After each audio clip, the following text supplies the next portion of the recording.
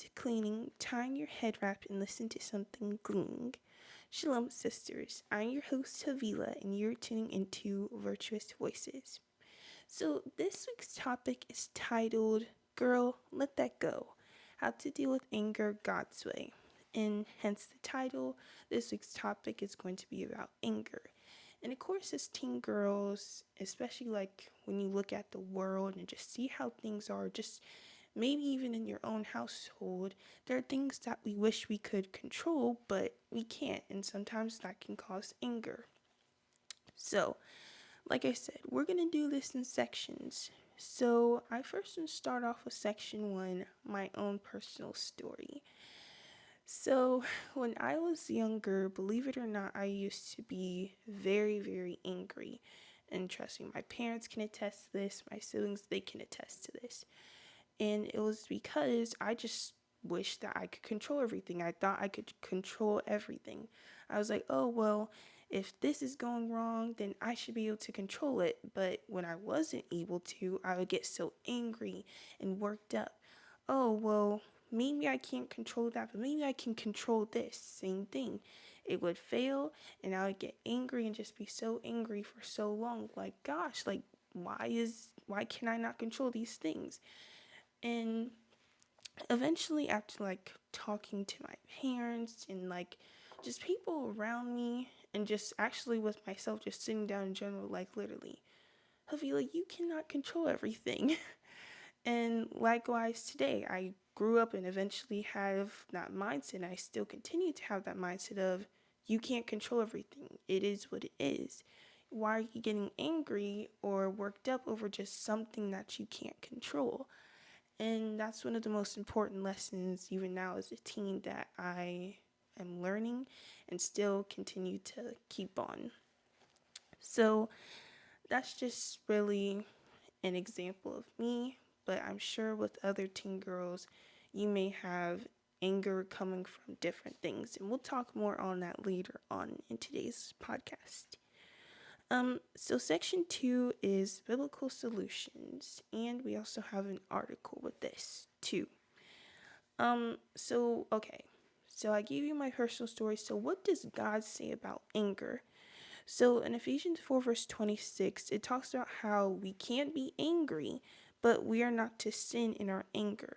So what does that mean? So of course you're going to go through life and you're going to be angry over certain things. Shouldn't be little things, but just certain things. Because I mean, it's life. You're going to be angry at times. You're going to be sad at times. You're going to be crying at times.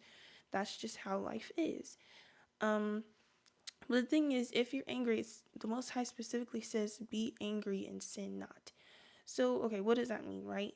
So what that means is, if you're angry, or let's say you're angry at someone. So let's say two girls are angry at each other.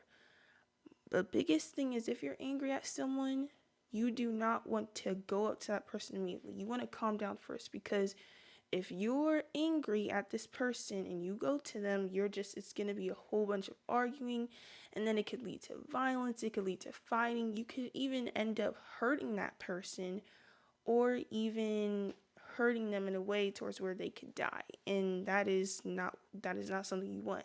Or not even that, you could end up being angry at this person, saying something that you don't mean, but that because you said something, it ends up breaking the friendship and all that, all because you could not rule your spirit, you couldn't control it.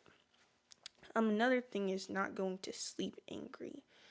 So if you think about it, so when you're angry, it's like your mind is just filled up with so much stuff, so many thoughts, because you're angry at the moment. So obviously you can't think. You go to sleep angry, not resolving that problem, whether you're angry with someone or angry about something. 9 times out of 10, you're probably not going to be able to sleep, and you're still going to dwell on that in the morning, and that can really mess you up. So let's read the first article. So this is from the University of Chicago, or U Chicago. And here's what it says. And I found this really interesting, because when you're angry, it doesn't just affect your mind, but it also affects your body. So let's listen to this. When you're filled with rage, Dr. Wittstein offered as an example, blood pressure can increase, blood vessels can constrict, inflammatory cells are released by the immune system. All this can lead to the rupturing of plaque inside the coronary artery. One possible trade off: in the agitated state, we're less likely to make good judgments, to listen for certain information, and to be attuned to other motivations that are important for human like values. So, that right there says enough. So, if you're angry all the time, you can end up messing with your heart. Because, like, if you take anatomy and physiology or psychology, when you're angry, that's going to mess with your heart. And not just that, but it can increase your blood pressure. And these are things that you don't want. So if you realize you're that type of girl that gets angry all the time, you're pretty much cutting down your lifespan. And another thing is, like I said, you're not going to make good judgments when you're angry. So you could throw something, say something to this person that could really hurt them. And they're like, dang, because you couldn't control your anger, I don't think I want to be around her. So that's something that's very important to keep in mind. Alright, so in Proverbs 15, verse 1, it talks about how a soft answer turns away wrath. So, like I said, if you're angry at a girl or just someone in general, make sure before you resolve whatever issue it is that's making you angry, maybe they did something, just calm down. Be like, you know what? I'm not going to go to her just yet, even though I'm mad at her or angry at her. Let me just fall back. Let me just chill, calm down, and then I'm going to speak to her in a soft manner like I would speak to everyone else. Because if you're angry, you could get the other person riled up, and it would just, it would be terrible. So like I said, if you're angry, just try to calm down before you say or do something that you regret. There are like so many cases in the news, just cases in general, where because people cannot control their anger, they do things that they regret. And a lot of times they end up in jail because they were angry and they could not control themselves. So let's give an example of how teen girls can be angry. And there's so many, but these are just a couple examples. So for example, if your parents say something, so like they may just disagree to what you say or in opposition to what you say, that can make you angry. You could be like, dang, why are my parents not letting me do this? Why are my parents not letting me, go over this person's house? Stuff like that. And that can make someone angry. And that's just something, at the end of the day, our parents, we have to listen to them no matter what. So what our parents says goes. So likewise, whatever they say, even if it makes you angry, just calm down. Like, my parents are looking in the best interest for me. Another thing that can make teen girls angry is just things that they can't control. So if you have that mindset of, I can control everything, I can just do everything, you're going to become angry and agitated a lot of the time, and you're just going to feel very low when you start to realize that you can't control everything. Also, feelings of being misunderstood by family, friends, and peers, and etc. So that can also cause anger, because if you feel like no one's hearing you or people are just misunderstanding you, then that can cause you to be angry. Another thing is like pressure of school or to meet certain expectations or standards that are just unlikely for you. So that can make you angry. And the biggest thing, especially among teen girls, is jealousy. That is one of the biggest things that can cause someone to be angry, because jealousy, when you look at it in the Bible, it leads to so many different sins, and that is not something you want to be caught up in. So for an example, we're going to use jealousy.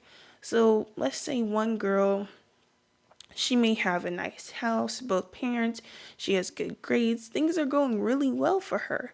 But her quote unquote friend is looking at her friend, she may not have a nice car, she may not have both parents, she may not have the best grades. So her friend may get jealous and angry, like, why isn't my life like her? Or not even jealous at that point, just in doubt and anger, like, why does she get all these good things and all this bad stuff is happening to me? Situations like that can cause anger and, of course, jealousy. So in James verse 19 to 20, it talks about how we need to be slow to hear, slow to speak, and slow to wrath. And among teen girls, this is something that we really need to look at within ourselves.